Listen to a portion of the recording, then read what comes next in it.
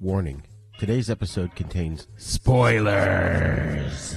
So if you have not seen the movie or TV show that we are talking about, we highly recommend that you watch it first, then listen to this episode. Thank you.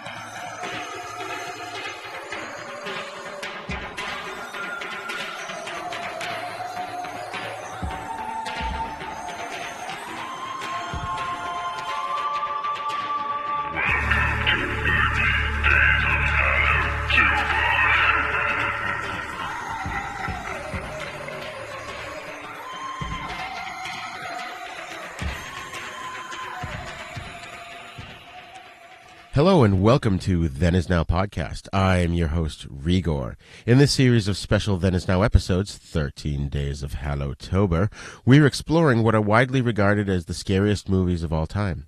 I am joined once again by filmmaker Chris Esper. Welcome back to the show, Chris. Hey, thanks for having me back. Glad to have you. Today's film is Get Out from 2017, and I'm going to give a brief synopsis here and then we'll dive right into it. You got your toothbrush? Check. Do you have your deodorant? Check. Do you have your cozy clothes? Got that. What? Do they know I'm black? Should they? You might wanna, Mom and Dad, my black boyfriend will be coming up this weekend. I just don't want you to be shocked that he's a black man. I ain't never seen you like this before, bruh. Meeting families, taking road trips. Don't come back all bougie, man. Come back, get your damn pants up to your damn stomach.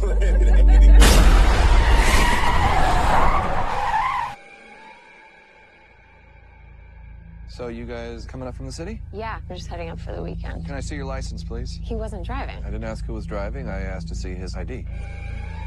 Call me Dean and you hug me, my man. So how long has this been going on, this thing? We hired Georgina and Walter to help care for my parents. When they died, I couldn't bear to let them go.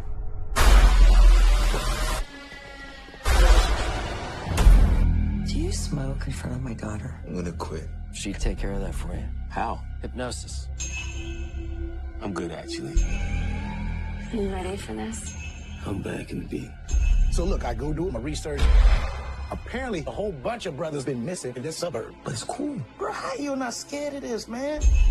Good to see another brother around here. Chris was just telling me how he felt much more comfortable with my being here. Get out. Sorry, man. Get out! Yo! Rose, we gotta go. Is everything okay? Rose, the keys. Just get the keys. I don't know where they are. Rose? Sink into the floor. Wait. Sink. Mine is a terrible thing to waste. Terrible thing to waste.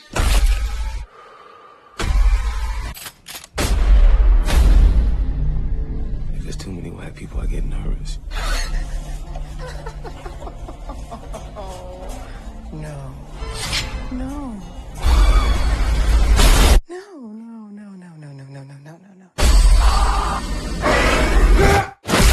A mine is a terrible thing to waste. Photographer Chris Washington is apprehensive as he prepares to meet the family of his white girlfriend, Rose Armitage. Later, at the Armitage house in rural upstate New York, Rose's brother Jeremy and their parents, neurosurgeon Dean and hypnotherapist Missy, make disconcerting comments about black people. Chris witnesses strange behavior from the estate's black housekeeper, Georgina, and the groundskeeper, Walter. When Chris is unable to sleep, Missy pressures him into a hypnotherapy session to cure his smoking addiction. In a trance, he expresses guilt over his mother's death in a hit-and-run when he was a child, and sinks into a void that Missy calls the sunken place. The next morning, he assumes that the encounter was a dream until Walter acknowledges their brief encounter the night before. Georgina unplugs his phone accidentally, air quotes, draining its battery. Dozens of wealthy white people arrive for the Armitage's annual get-together. They express admiration for Chris's physique and for black figures such as Tiger Woods. Jim Hudson, a blind art dealer, takes a particular interest in Chris's photography skills.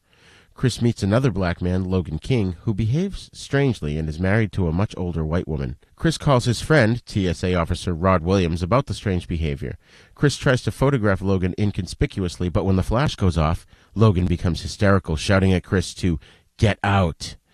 The others restrain him, and Dean claims that Logan had an epileptic seizure. Away from the party, Chris convinces Rose that they should leave. Meanwhile, Dean holds an auction with a photo of Chris, which Hudson wins. Rod recognizes Logan, quote-unquote, as Andre Hayworth, a missing man. Suspecting a conspiracy, Rod goes to the police, but no one believes him. While Chris packs to leave, he finds photos of Rose in prior relationships with black people, including Walter and Georgina, contradicting her claim that Chris is her first black boyfriend. He tries to leave the house, but Rose and her family block him. Chris attacks Jeremy, but Missy uses a trigger that she implanted during his hypnosis, knocking him out. Chris awakens strapped to a chair in the basement, realizing that he's stuck in a nightmare scenario that's all too real. He must fight to escape or lose his life. So, first impressions, Chris, what did you think of this movie? Well, I saw In fact, you recommended it. No, I saw this in the theater when it had come out, and I saw it with a friend of mine, and both of us were glued to the screen, and I left the theater feeling a lot of things. For one thing, it did creep me out, and then the other feeling I got from it was trying to think of how to explain it. I came out of it with a lot more in terms of the depth that it had, which I appreciated. I think what really impressed me the most is the fact that this is Jordan Peele's first feature film as a director. Yes. And took him 6 years to get this film made. Of course, he was doing a lot of comedic material, so for him to jump into this was just incredible. And one of my impressions was, it had a very classical horror movie feel to it, but yet it felt like a Twilight Zone episode, and which Jordan Peele went on to do a Twilight Zone remake version. Remake of his own. Yep. So it was very fitting, and I thought it was very enjoyable. It had a lot of humor in it, and at the same time, it has a social commentary in it that's not heavy-handed, doesn't beat you over the head with it, and it was something fresh and exciting. Yes, absolutely. I think his directing is solid. He's done a lot of comedy work, especially with Keegan-Michael Peele, where they were Key and Peele. Mm-hmm. And one of the things too is, I'm sorry, Keegan-Michael Key, which I mistyped that. So they were Key and Peele.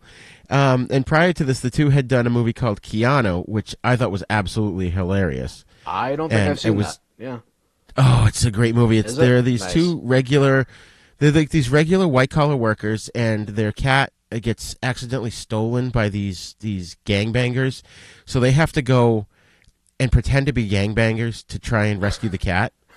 Okay. And the cat's named Keanu, and it's just hilarious. It's definitely worth seeing. I remember I've seen that like 3 or 4 times. It's just the funniest thing. That reminds me, that synopsis alone, or plot line rather, that reminds me of a very underground comedy with Crispin Glover called Ruben and Ed, where he and Howard Hessman go on a buddy road trip to bury a dead cat. It's the strangest thing I've ever seen, but it's hysterical. Yeah, it's so. I've never seen that one. Yeah, it's very out there and very weird in the best way. But anyway, I digress. That's fine. What a great cast, Crispin Glover and Howard Hessman. Yes. So, and one of the things I did want to bring up, I'll bring up now because you had just mentioned it, and I totally agree with it. When I first watched this movie, my wife and I watched it, I think, when it first came on video back in 2017 or 2018. And I remember thinking it was going to be a heavy-handed movie about racism and stuff, right, and hitting us over the head with the message. And it's not, and it just totally turns the whole thing on its ear, and it has nothing to do with racism. And everything to do with these crazy people that want to transfer their brains. Right. Yeah, exactly. Yeah, the theme of racism is very much under the surface. It's it's there. And it's obvious what the theme is, but it's not obvious in the way where it's beating you over the head with it. Something like let's say Crash, from 2006, which I know won Best Picture. I was not a fan of that movie, only because it was just so heavy-handed. This... I don't think I've seen that. Is that the one with, what's his name? James Spader? I think that might be the David Cronenberg movie that you might be thinking of. I'm not sure. Oh, okay. Yeah. Okay, yeah. Yeah, Yeah, that's the one where they get off on the accidents. Yeah. Yeah. Oh, wait. I'm sorry. No, Crash is from 2004. Yeah. And let's see who's in it. Sandra Bullock. Yeah. It had won Best Picture of the year it came out. But anyway. Oh, wow. Yeah. That movie was about racism, and but I found that one to be very very heavy-handed, whereas this through its abstract imagery and surrealism was brilliant, I found. Right. I thought so, too. So let's get into the cast a little bit. We talked about Jordan Peele, the director, who also wrote the movie, which I think is he just does an amazing job with the story. We've got Daniel Kaluuya as Chris Washington, and he's been in quite a few things, and I'm just going to go over just some of the highlights would be Kick-Ass 2, Sicario, and Black Panther, which, as I was watching it this time around, I recognized him from Black Panther. Right. This movie was the first time I've actually seen that I could, because I'm thinking, I thought he looked familiar. I wasn't sure where I've seen him from. And then upon looking at his credits is when I said, oh, wait a minute, I've seen that. Right after this, I saw his famous monologue that he did in Black Mirror, just like a clip of it. And he was fantastic in that, just in that moment alone. I'll have to check that out. Yeah. That's cool. And one thing I loved about his performance here, especially when he first gets to the family's house and he's sitting at the dinner table and the brother's kind of drunk and acting all weird, and the parents are acting a little weird too. And he's just got this bemused look on his face. Like he's just totally taking it in and he's entertained by their antics. Because they sort of come across as trying not to be racist, but then they're overdoing it to the point where they are actually saying things that might be insulting to people. And he's just got this grin on his face through the whole scene. Until the brother starts to try and use his judo on him, and that's when he's like, "No, dude, no, I don't do that with drunk people." Well, that part of it was a lot of fun because there was a certain there's a certain awkwardness to that to that scene, but again, he has that grin the whole time on his face, and he's like, "Just take it and take it," and we as the viewer are also feeling the same exact thing. So that right there works really well because we are sort of in the same position as Chris, the character Chris is in that moment. So that part of it worked really well. Yeah, absolutely. Then we have Allison Williams, who plays his girlfriend Rose Armitage, and she's had a few short roles, mostly on TV shows, including The Mindy Project and A Series of Unfortunate Events, the TV series. Right. She's good in this because even this time around, I actually, when I watched it back in 2017, I had forgotten pretty much everything in this movie. And it was one of those things when I watched it last night, I was remembering it as I was seeing it.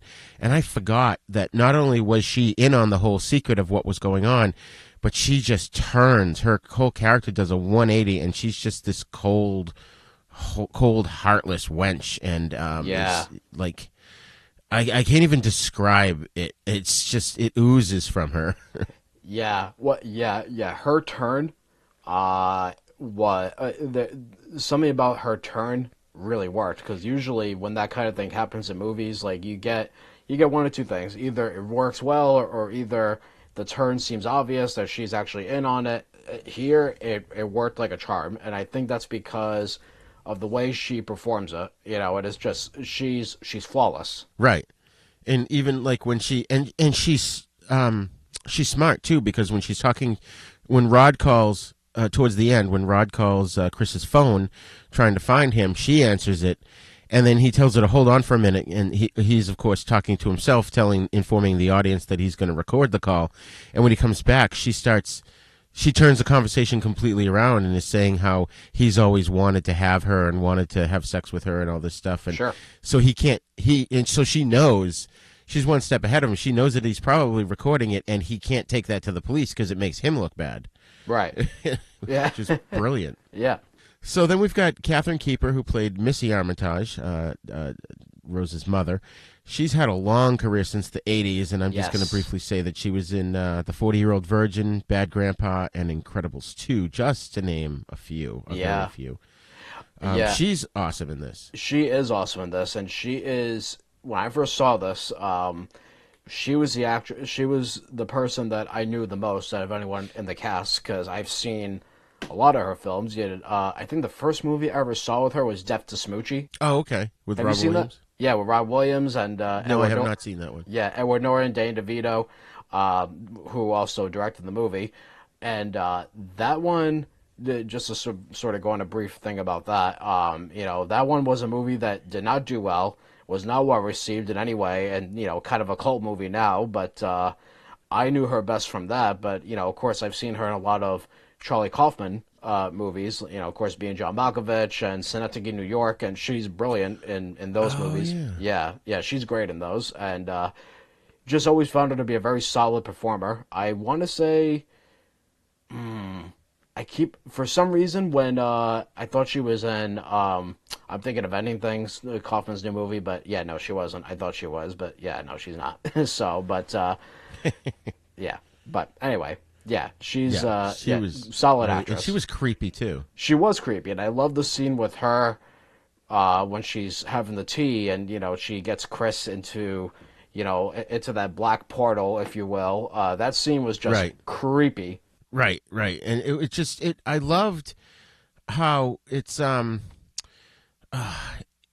you could imagine if you're going into, what does she call it? She called it, so the sunken place. And if you can imagine just going into your mind like that, and you're seeing the image of what your body's looking at, but it looks like a little TV screen far away from you, and you're just floating into this void that's like outer space. It was just a perfect representation of how it could feel if you're being hypnotized. Oh yeah, which I've never been, so I don't know. Yeah, no, I don't know either. But I mean, again, what makes that work so well is not only the way it was done in terms of the filmmaking, but really in her performance, because she just sells it, and and she. There's something in that moment. Yeah, there's something that's very creepy about her. Creepy and also dangerous. I got the impression that she would have at least stabbed him or something. When I think she even tried, right? And she stabbed him with with the letter opener. Right. Yes. Right through his hand, and he doesn't even flinch. He just pushes forward, which is an awesome scene. Oh yeah, no, it is an awesome scene. Yeah, and as the film progresses, she gets progressively scarier, creepier, and I can't really say I've seen her do a role quite like this. She's usually very subdued, I find, in the roles I've seen her, but this clearly gave her a chance to do more. Yeah, absolutely. So moving on, we've got Bradley Whitford as the father, Dean Armitage. Now this guy is another great character actor who has been in tons of stuff. He was in, Law and Order, Shameless, The West Wing. He was the lead in a sitcom that I used to watch called Trophy Wife. He's also in, he was also in Cabin in the Woods, and he was in the new Godzilla film, Godzilla King of the Monsters. But to me, more recently, I always think of him as Joseph Lawrence from his amazing performance in The Handmaid's Tale. Have you seen that? I have not, no. Oh, The Handmaid's Tale it's a great show, and that's a topic for another day. But yeah, he's basically this guy who's like, I pegged what his I don't want to give too much away because I think people should actually go and watch the Handmaid's Tale, which is on Hulu.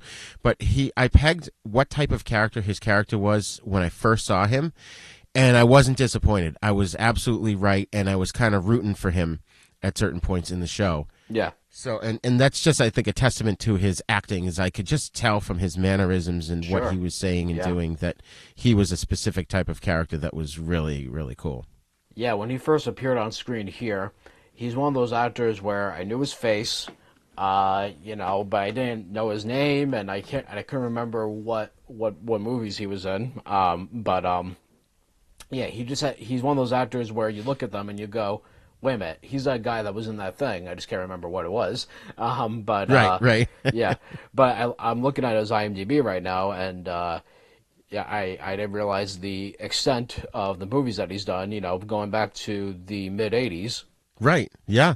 Yeah. So. He's had a long career, and again, yeah, it's funny that you said that because I have a book called it's called Names That You Can't Remember with Faces That You'll Never Forget. Right. And it's about character actors like him. And I mean, it's about older characters, but it's the same concept. You see these people all the time, and half the time, like I'm the type that I do remember their names. I can't.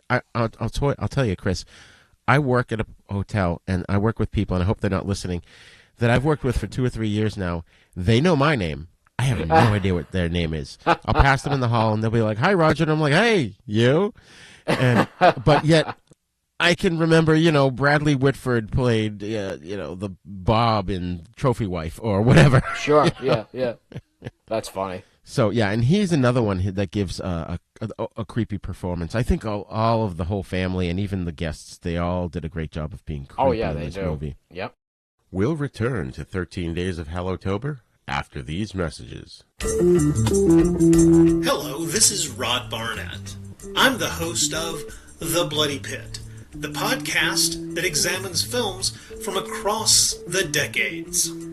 On The Bloody Pit, we have several ongoing series of shows within the show focused on specific things in genre cinema that I and my co-hosts find fascinating. There's a long-running series focused on Italian maestro Antonio Margheriti's films from the 1960s all the way up through 1990.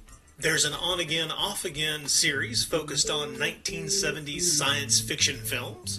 There's an in-depth look at the Western movies that William Castle made before he struck out on his own and became the horror auteur that we know and love. A look at the classic Coffin Joe films from Brazil. And our long-term project to look at every Universal horror film made in the 1940s. That's a long project, people. It's going to take us a long time. Sprinkled in amongst those are various other episodes focused on other stranger areas of cinema, like Lucio Fulci, Dario Argento, and even some obscure British crime films from time to time. So join me and my rotating crew of co-hosts as we examine the stranger side of cinema through an exploitation lens. Except when we don't. Yeah, you never really know exactly what to expect on The Bloody Pit. So join me for The Bloody Pit.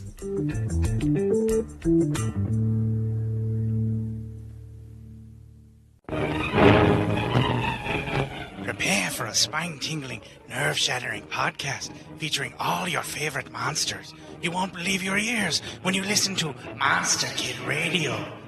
Hear your host, Derek M. Cook, and his ever-rotating stable of guests discuss your favorite classic and sometimes not-so-classic monster movies. Subscribe to Monster Kid Radio through iTunes or Stitcher, or visit monsterkidradio.net before the next weekly episode of Monster Kid Radio. Go through the archives for interviews with Sarah Karloff, Victoria Price, and Joel Hodgson. Listen to the discussions about movies like Creature from the Black Lagoon, Island of Terror, and King Kong. And don't forget convention coverage from Monster Bash and the H.P. Lovecraft Film Festival, Classic Monsters, Modern Talk, and the Head of Rondo Hatton. Only on Monster Kids Radio.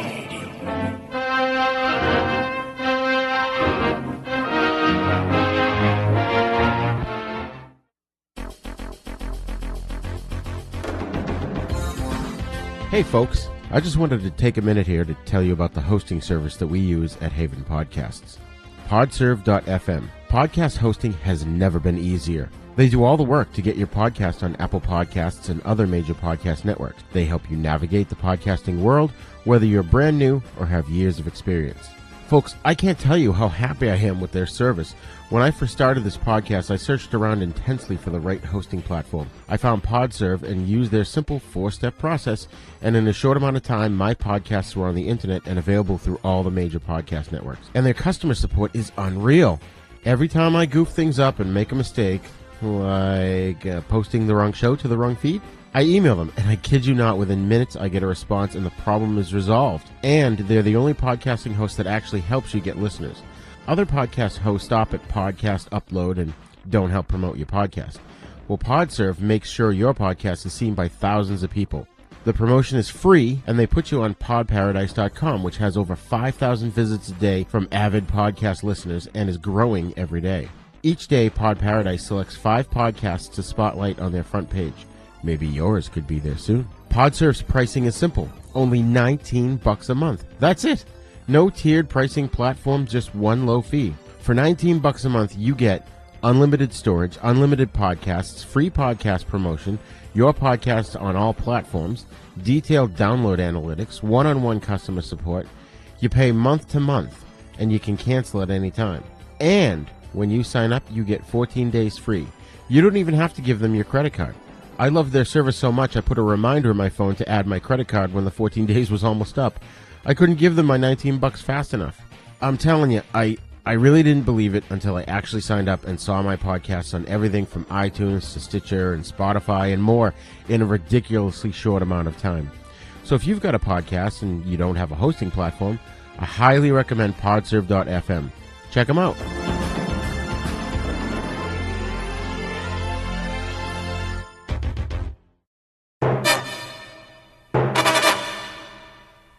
Now, we've got Lyle Ray Howery, who plays Chris's friend Rod Williams.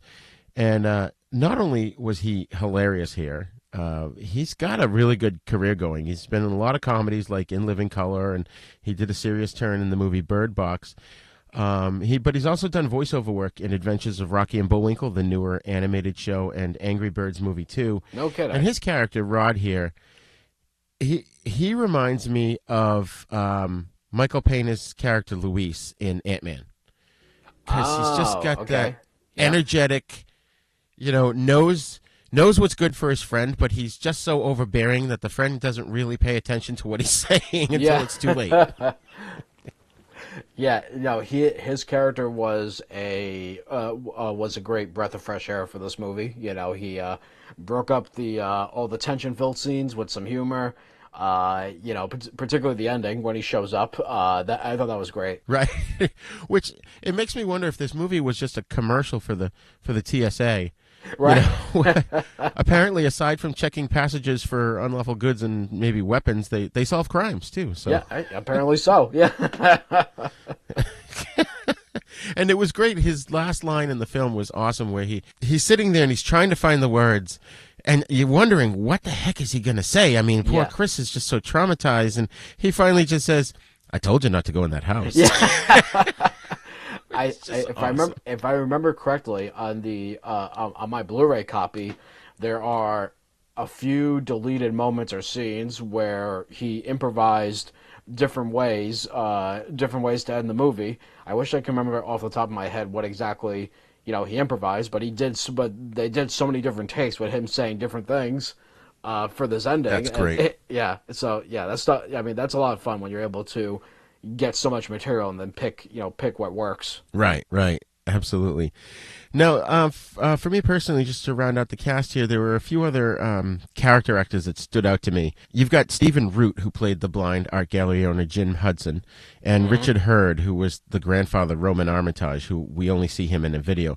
So Stephen Root, he's been in a zillion things. He's another one that, as soon as you see his face, you recognize him. He was in everything from Black Rain to Ghost to Night of the Scarecrow and Oh Brother, Where Art Thou, Dodgeball, True Blood, as well as doing a voice in Finding Nemo, and he's done quite a few voices for DC animated movies. Right. And so this guy's another guy that's just been all over the place for decades. We also can't forget him as Milton in Office Space. Oh, I never watched Office Space. Really? Yeah. I've seen bits of the British version, but I've never watched the American version. No. Oh, no. I'm not talking about The Office. I'm talking about Office Space, the Mike Judge movie. Oh, I did see that, actually. Yes. Okay. Yeah. He's the guy that's like, oh, he's like that really meek and mild guy with the stapler, and he's like, oh, with my stapler. Yeah, that's right. Oh my God. It just totally popped in my head there. Yeah. That's a riot. And I thought he was interesting, and it was cool how he was like, the whole premise is that these rich people want to take their brains and put them into younger, stronger bodies. Right. And they want that it's a way of immortality. And he's talking to Chris. Chris is strapped to the chair, but there's an intercom so they can communicate, and he's being broadcast on this old-fashioned TV set. And he basically says, I don't care if you're black or whatever color you are. He's like, I just want your eyes so that I can see, because Chris is a great photographer, and somehow, he equates the fact that, if he's got a good eye, it must be physical, not really mental, which is, kind of messed up to begin with. Not only are you going to take this guy's body, but you also think his eyes are going to somehow do something that your eyes couldn't do, Right, yes. So, I mean, just if you're going to do that it's one thing if they said, we built this android body and when you get sick, we'll put your brain in it. That's okay, that's fine. I can see that. But no, we're going to capture this person and force him onto the operating table and then swap your brain out. Right. I think therein lies the true horror of this film. Without a doubt, yeah. So now Richard Hurd is also another character actor whose his career goes back to the 70s. He appears as what did I say? He appears as Roman Armitage on the video on the old-fashioned TV, and he's the grandfather. Which now is he? All right, let me get into his character, then I'll ask you my question. So he's goes back to the 70s. He was in Hercules in New York, and he was also in All the President's Men. He was in. I think that was with Lou Ferrigno. He was in All the President's Men, The China Syndrome. No, that was Schwarzenegger. Oh, it was Schwarzenegger. That's right. Okay, Hercules in New York. I thought that was Hercules Goes Bananas. Yeah. He was in The China Syndrome. He was in the movie Fist with Sylvester Stallone. Deal of the Century, the comedy with Dan Aykroyd and Bill Murray. Chevy Chase. Yep. And he was also in The Adventures of Briscoe County Jr., which was a fun TV show, and if you've never had a chance, you should really seek that one out. Yeah. With Bruce Campbell in the lead. And he's probably best remembered, at least in my mind, this is where I recognize him from all the time. He played John in the TV miniseries V and V: The Final Battle. Oh, yeah. Yeah. And I think you had even mentioned V earlier, and V was a big event in my household, and his face is just indelibly etched in my brain from that. Yeah, V was something I discovered a lot later, primarily because of I had seen other work that the creator of that show had done, Kenneth Johnson, and was sort of going back and looking at what other things he's done. I saw this thing called V, had not seen it, and heard of it certainly. Finally watched it, and that show is, it's funny that we're talking about social commentary with Get Out. You look at that show, I mean, talk about, great commentary, and done with the science fiction backdrop. Right. And like even the visitors, their symbol is almost like a swastika. Oh, sure. Yeah. I mean, some would call it today, some would call it a bit heavy-handed, but I think it still works. I thought that was a great show. Yeah, I did too. I think the cast was good. I mean, we should probably do a whole show on V and V: The Final Battle. It's a great show. Touch on the TV series a little bit. Yep.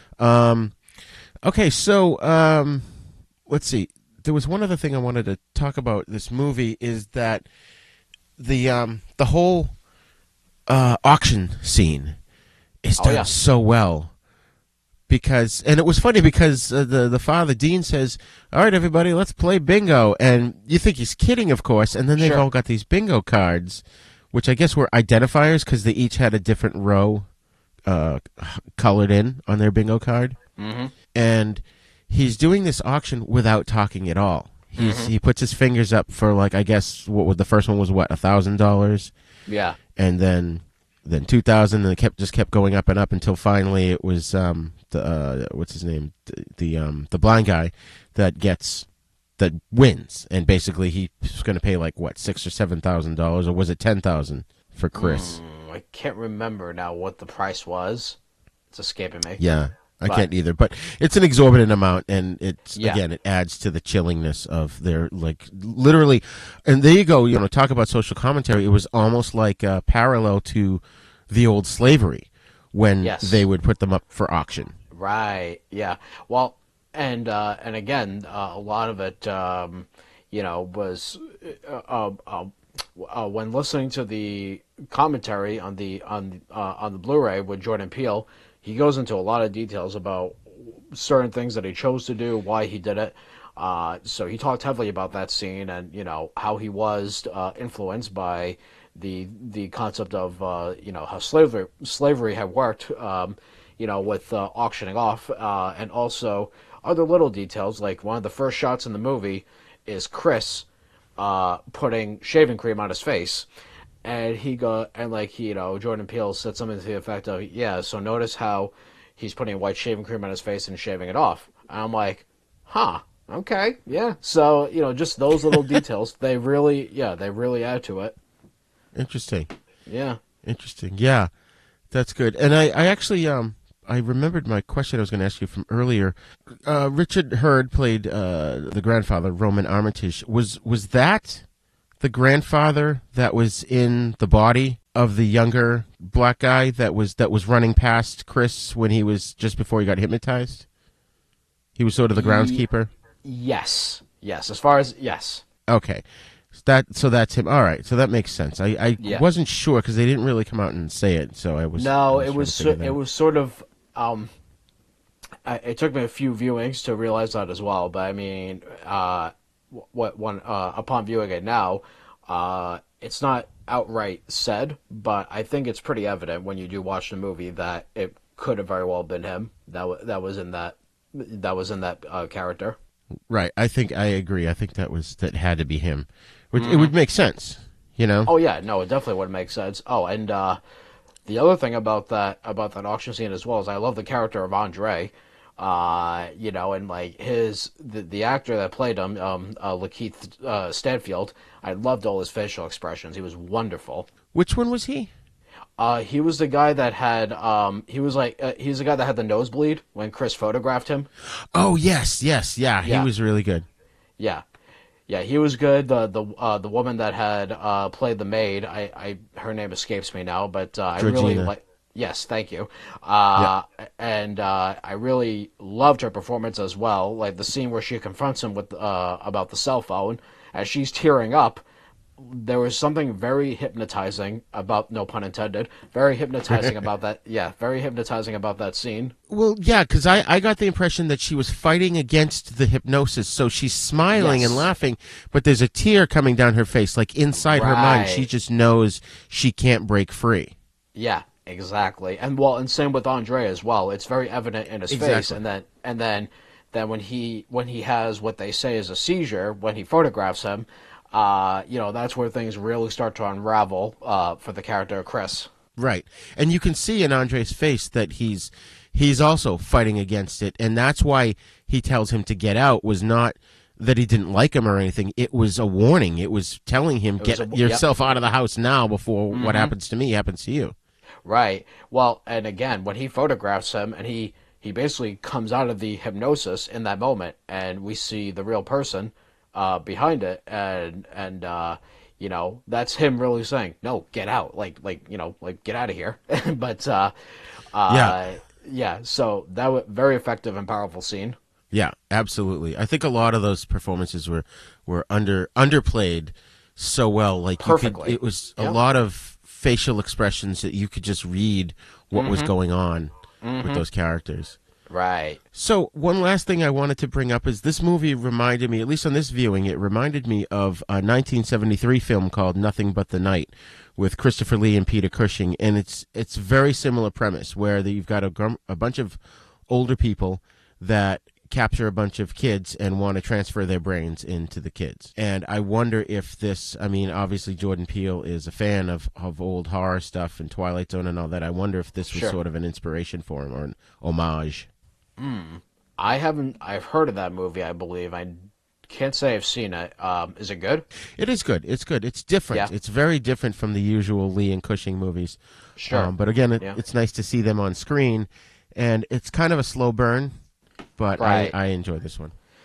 Yeah, well, and that's sort of what I liked about Get Out as well. It was that it was also a slow burn in its own way, kind of harkening back to those movies of the 70s, which they took their time.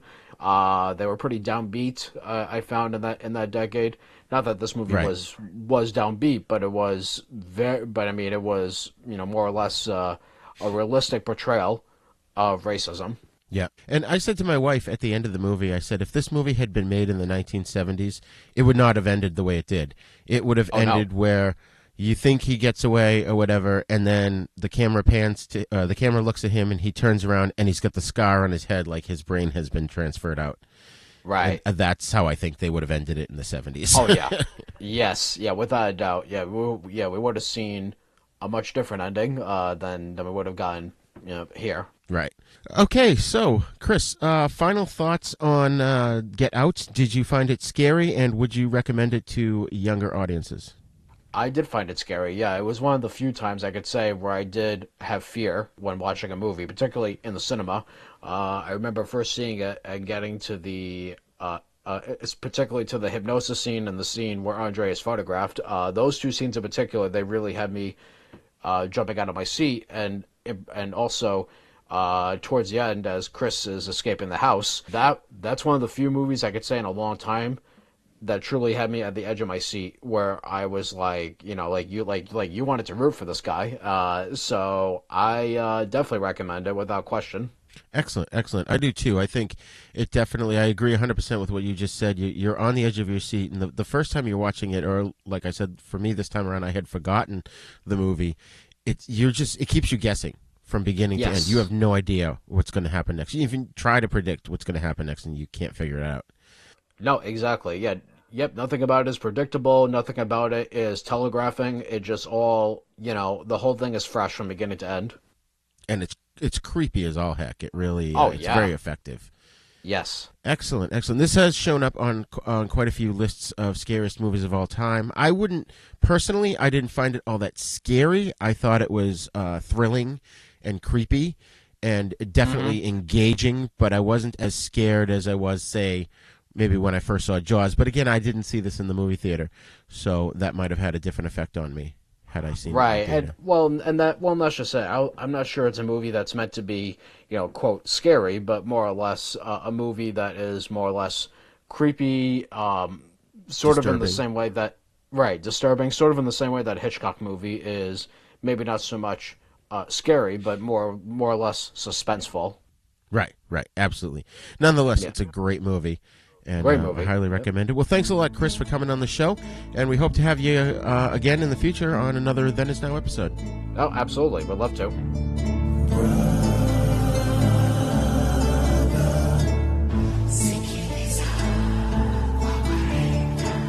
Well, we hope you enjoyed this special edition episode of Then Is Now called 13 Days of Hallowtober. If you want to chime in on today's show, please send us an email at thenisnow42@gmail.com. And you can also check out our website, havenpodcasts.com. And we have another show called The East Meets the West, where we discuss spaghetti westerns and Shaw Brothers movies. So we hope you check that show out as well. As always, please leave us a review on iTunes so that more people can find us, and spread the word about Then Is Now. Join us again next episode.